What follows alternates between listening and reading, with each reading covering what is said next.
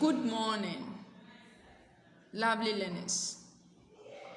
It's great having you again after this long break. I hope you are all doing well. For today's lesson, we have English language, and we are going to look at one main aspect, which is grammar. Good. For our lesson today, we have a simple but dicey topic to consider. I therefore need your full attention. Our main topic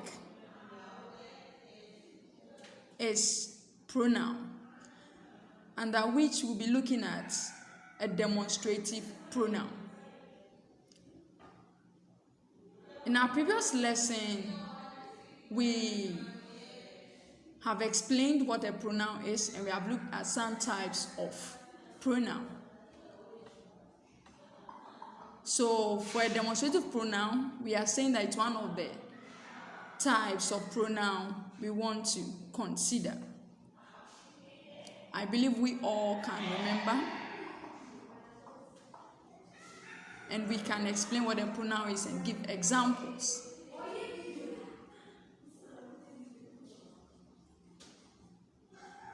Good. Just a quick reminder. We define a pronoun to be a word used to replace a noun. And we looked at some examples to be he, she, they, we, etc.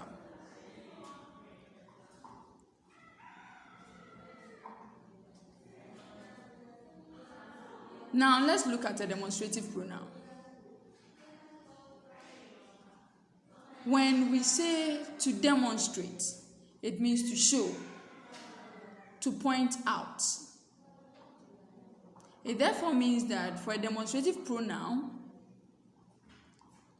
it is a word that is used to point out specific things. It is a word used to point out specific things. These words are this, that, these, and those. The pronouns this and that refer to singular nouns. This means that when these pronouns are used, the speaker is talking about either a person, a thing, or an object. Let's look at the examples below. This is my friend.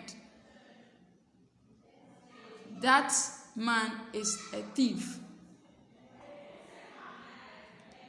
From the sentences given,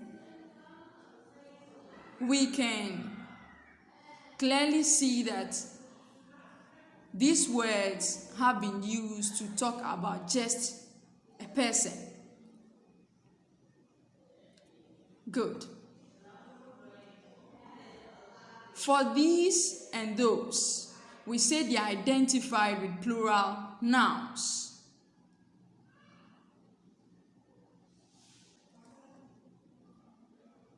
These and those are used when you are talking about plural subjects.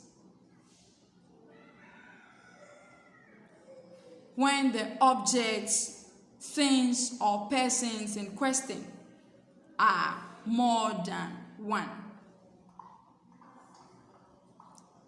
For example, 1, we have these girls are smart.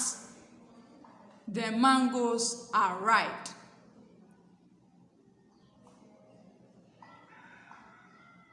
What can you say about these two sentences? These two sentences clearly state that one can only use these demonstrative pronouns when the subject in question are plural nouns.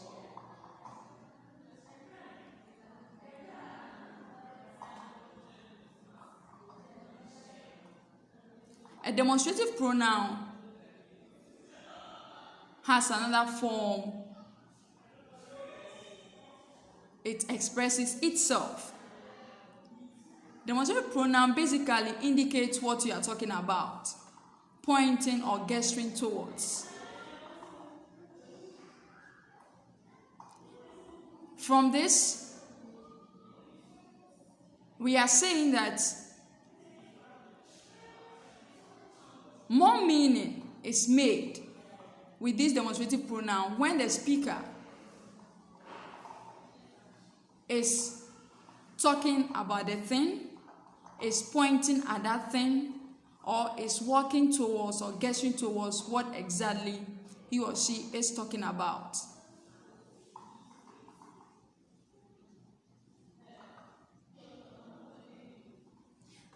The pronouns this and these are used to point at persons, objects, and things closer to the speaker. It means that the closer the speaker is to the object, the more meaning the speaker is able to make to the listener or hearer.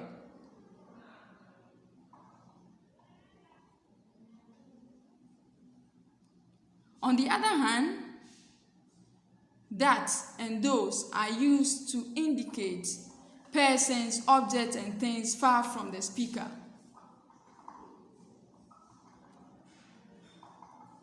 This means that the speaker would have to point at those things because those things are far from the speaker, and the listener must look in that direction to know what exactly the speaker is talking about. Very interesting.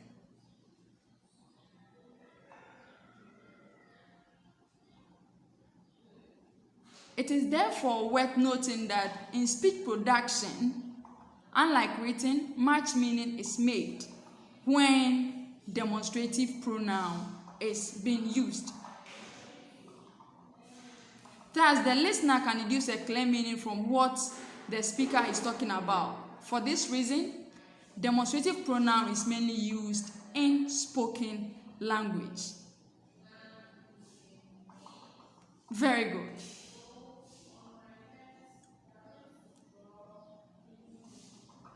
This also does not mean that we cannot make meaning when we are writing and want to use demonstrative pronoun. It only means that the writer would have to state points clearly or make sentences clear enough for the reader to deduce meaning.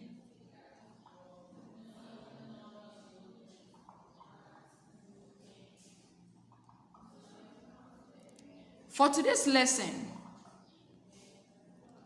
we have looked at a demonstrative pronoun as one of the aspects or types of pronoun. And we have explained and given some examples.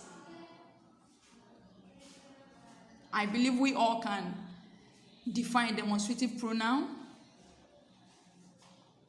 give examples, that's using demonstrative pronouns correctly in our speech and written essays.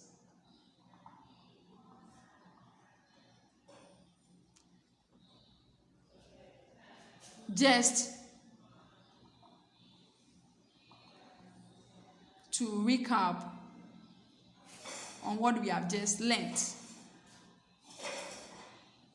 We have defined a demonstrative pronoun to be a word used to point out specific things. And we have said some of these demonstrative pronouns are this, that, these, and those. To explain further, we have learned how to use these demonstrative pronouns correctly.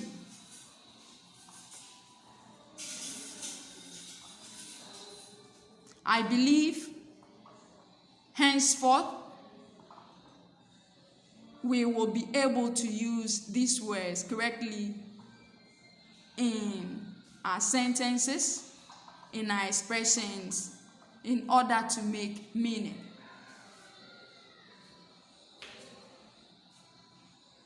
Good. It's been nice having you.